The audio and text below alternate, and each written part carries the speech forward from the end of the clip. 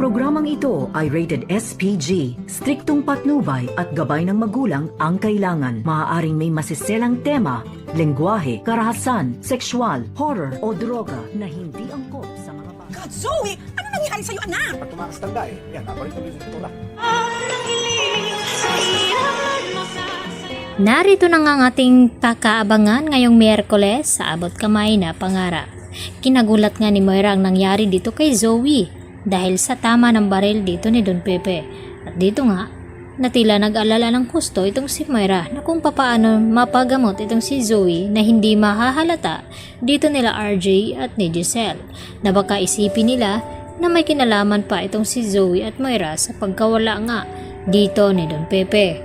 At dahil hindi nga natuloy ang transaksyon na hindi nabawi ni RJ at Giselle itong si Don Pepe at nakuha naman nila Moira at Balahadja itong pera na napakalaki. Samantala, dumating din naman itong si Lynette dito sa Apex Hospital at nagkausap sila dito ni Annalyn at nalaman din ni Annalyn ang buong pangyayari dito kay Lynette. At labis nga itong nakonsensya sa nangyari na imbis si Lynette ang pagtuunan ng pansin dito ni Annalyn sa akala niya na itong si RJ ang mapapahamak at ito pala ang kanyang ina. At dito naman na humingi ng dispensa itong si Annalyn sa kanyang ina na si Lynette. At dahil tapos na nga ang pangyayaring iyon, sana wag na daw maulit. At dahil dito, nagyakap pa naman ang mag-ina. Samantala, ipinagtataka na talaga dito ni Giselle at RJ na kung bakit biglang nawawala itong si Zoe sa oras ng trabaho. At pati itong si Doc Ray ay tinanong ni RJ kung alam ba nila kung nasaan nagpupunta itong si Zoe.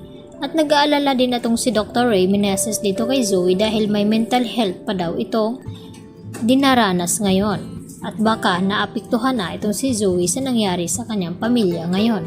Tila napaisip na naman itong si RJ na baka yun nga ang dahilan na kung bakit bigla-bigla ang nawawala itong si Zoe ngayon. Subalit walang kaalam-alam ang mga ito na itong si Zoe ay kasabwat dito ni Moira at dito nga ni Balahadja sa pagkawala nga dito ni Don Pepe.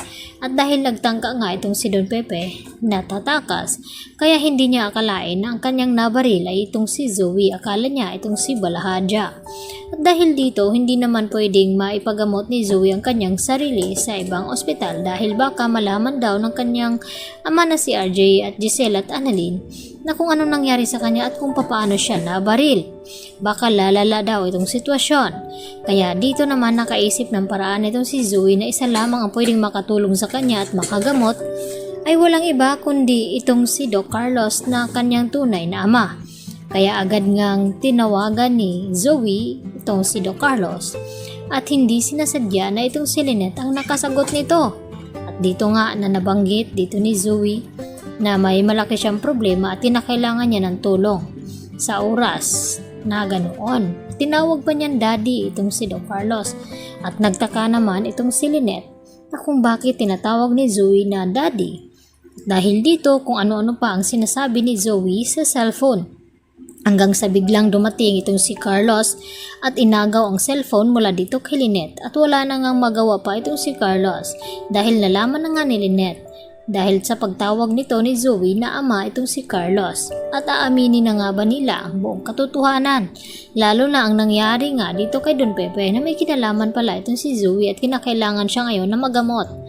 At itong si Carlos lamang ang makakagawa nito dahil pwede siyang magpadala ng mga gamot doon at makuha itong bala na nakabaon sa braso dito ni Zoe kahit malayo sa bituka, subalit marami na nga ang dugo na nawala dito kay Zoe kaya kinakailangan malunasan ito.